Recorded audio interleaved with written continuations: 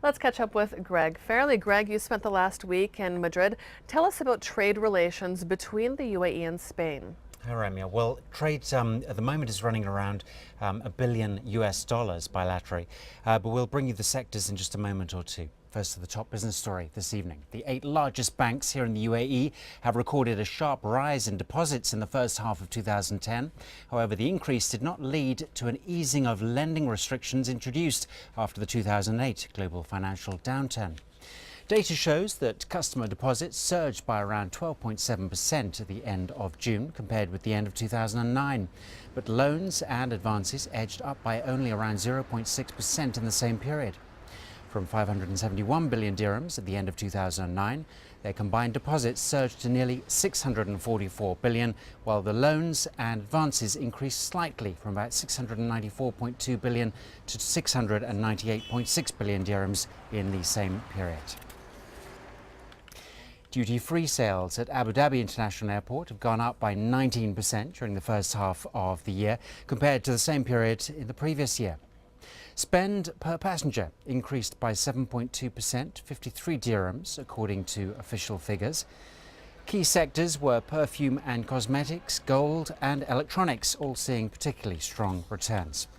During the same period, the number of passengers who used Abu Dhabi Airport rose by 11.7%. Consumer confidence is now said to be returning following the impact of the global economic downturn, and the upgraded retail services in Terminal 3 are delivering results. Emirates Airline last week began their new daily non-stop flight from Dubai to Madrid, the capital of Spain. This link is vital for boosting bilateral trade and tourism, with the UAE currently valued at 3.68 billion dirhams annually.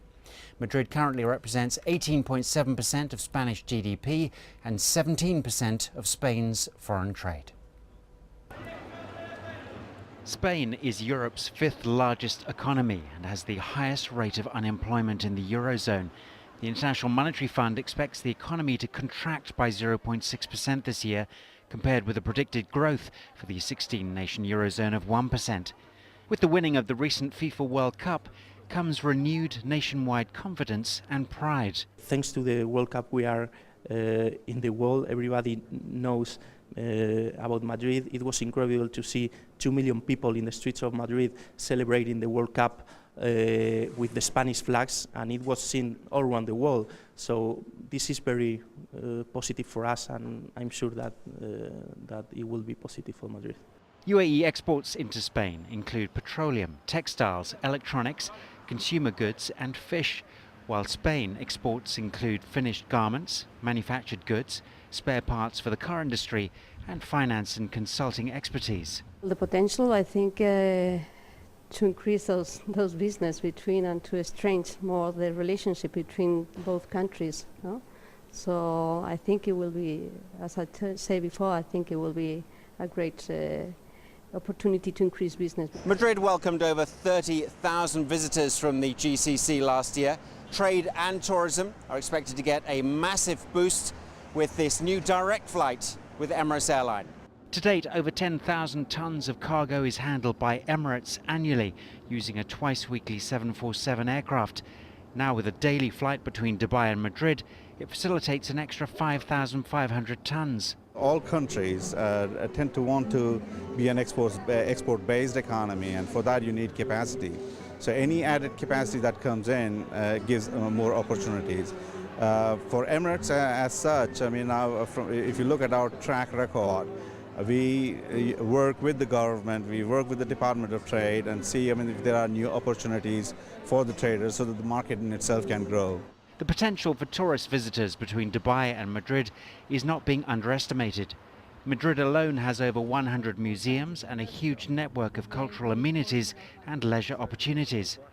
The city itself is home to many palaces, royal houses, elaborate squares and parks. Emirates Airline has for the first time made it possible for both cities to benefit.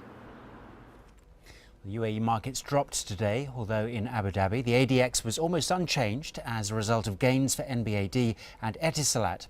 Let's now look at Sunday's markets and currencies in detail.